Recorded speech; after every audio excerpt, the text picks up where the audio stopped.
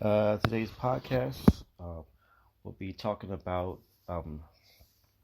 topics on the Starkweather murders and any other adaptation from actual real life that was made into an actual movie.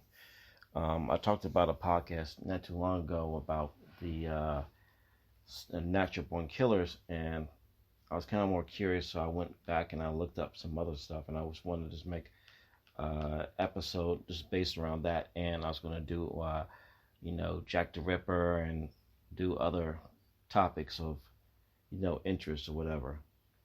Uh, let's see. I think I did something. My computer pressed something because I keep forgetting it's touchscreen. But basically, I'm gonna start with Natural Born Killers, which is Starkweather murders with Natural Born Killers is based off of. And I'm gonna start from the beginning. I'm just gonna read through some of the chapters in here. One in particular, Charles Starkweather was born in Lincoln, Nebraska, the third of 7 children of Guy and Helen Starkweather. Starkweathers were a working class family. His father, Guy, was a mild-mannered carpenter who was often unemployed or due to suffering from rheumatoid arthritis in his hands. During the Guy's period of unemployment, Helen supplemented the family's income working as a waitress. Starkweathers attended, elementary school, lived in junior high, Lincoln High School, and in contrast to his family's life, Starkweather later recalled nothing positive of his time in school. He was born with a genuine, I'm not going to pronounce that, screw it, a mild defect that causes his legs to be misshapen. He also suffers from a speech impediment, which led to him constant teasing in classmates. Kind of figured that would be the case. Hold on, I'm just going to adjust my microphone real quick.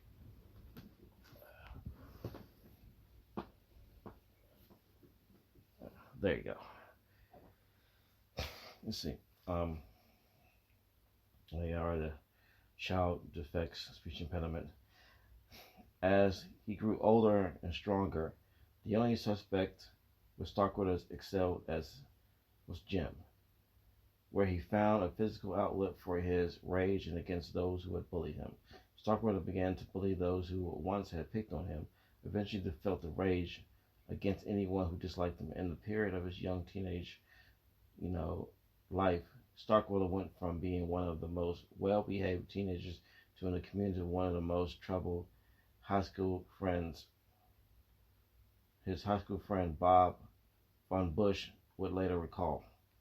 Let's see, who's got anything on here? Okay, there's a picture of Charles Starkweather right here. It says Starkweather, November 24th, 1939, Lincoln, Nebraska. He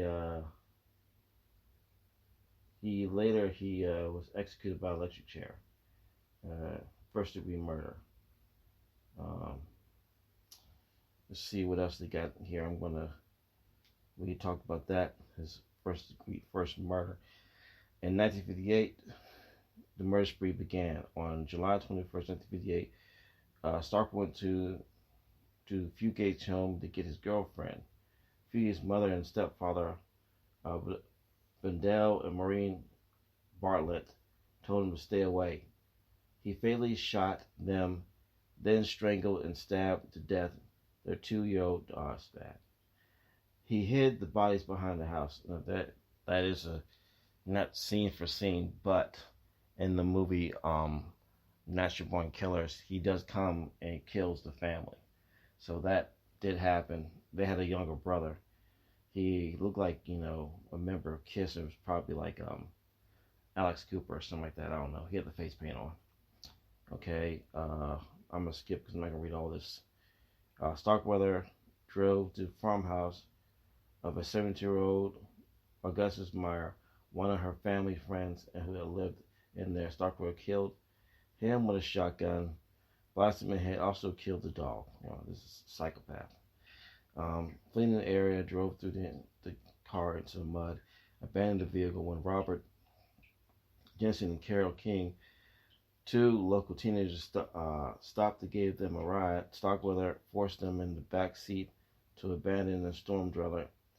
He shot Jensen in the back of the head and attempted to rape King. Well, that's enough of that. All right. Okay. 1958 murder spree. On July the 21st, 1958, Starkweather went in the Fugate's home. He went to get his. Oh, I read that already. Well, that's in a nutshell of what he. I want to see if they have anything on his girlfriend, because Carl Partners, Carly Ann Fugate, I think she.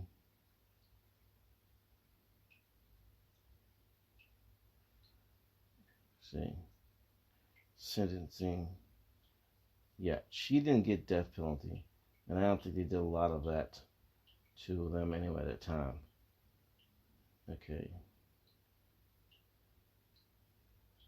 What is this? Starkweather figure inspired films of The Sadist, The Badlands, California, Natural Born Killers, Starkweather, a made-for-TV movie, and The Murder in the Heartlands. Musical Bulk and Tim Roth in the starring roles as the Stark Raven Mad 1983 film starring Russell Fast. Can I choose with 1996 Peter Jackson's The Frighteners. Oh, did not know that. That's interesting. Peter Jackson's The Frighteners also was an inspiration from the Starkweather murders. That's a good movie. It seems like a lot of movies were also inspired by this as well.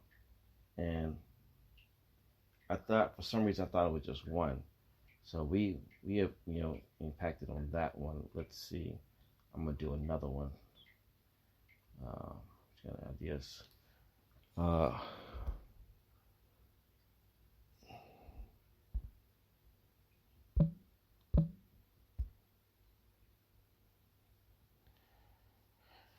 See, maybe anyone's out there maybe want to chat.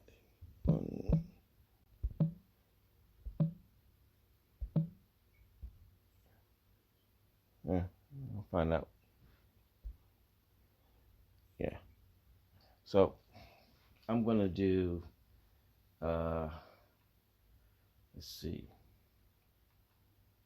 What's another movie? Let's see.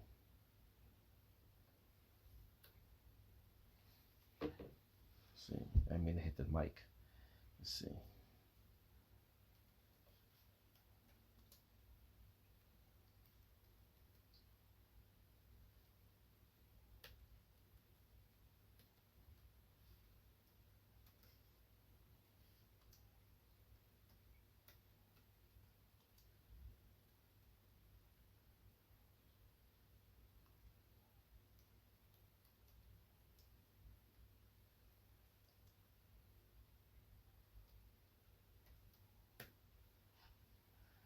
See what else might come up, because there's other ones too. There's the movie Silence of the Lambs is loosely based off of Ed Gein, and so is Psycho and Texas Chainsaw Massacre, and you can put them all together. And Hannibal, Silence of the Lambs as well, referring to Buffalo Bill.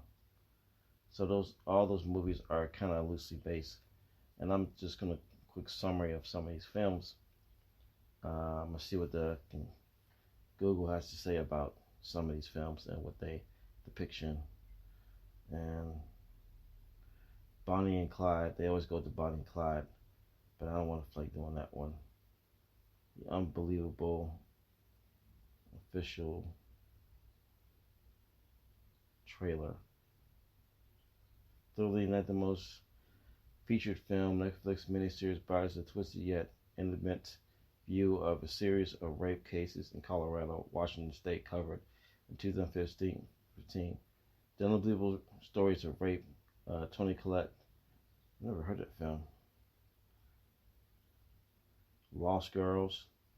Documentary, less scripted, is featured. Lost Girls provide a raw telling of the mother's independent investigation of her daughter's disappearance, where she uncovers through reveals more that she tends where her trail leads her to serious and mysterious sex workers.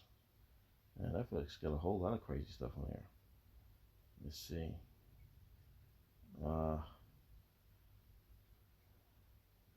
Let's see what else they got.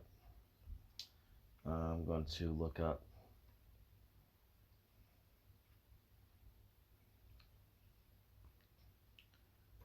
real life shocking true crime stories. All right. Let's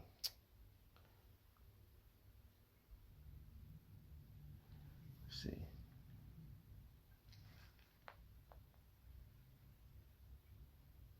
See if I can get someone on here. Let's see.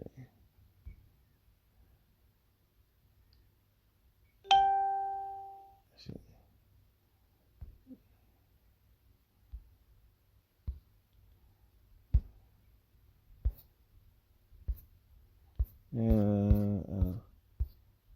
guess I've already, I guess I won't comment. I'm trying to figure out how that push talk thing works. Okay, I'm just gonna stop this.